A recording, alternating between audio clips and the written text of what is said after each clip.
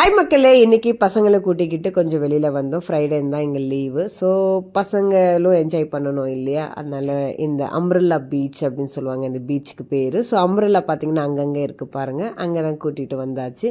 So கொஞ்ச நேரம் மண்ணில் விளையாடிக்கிட்டு தண்ணியில் விளையாடிக்கிட்டு அப்புறம் சிப்பிக்கல் எல்லாம் தேடி எடுத்துகிட்டு வந்து ஒன்று ஒன்றா கொடுத்துக்கிட்டு இருந்தாங்க. ஸோ நல்லா என்ஜாய் பண்ணாங்க. அப்புறம் பார்த்திங்கன்னா கொஞ்சம் டயர்டாகி படுத்துட்டாங்க மண்லேயே.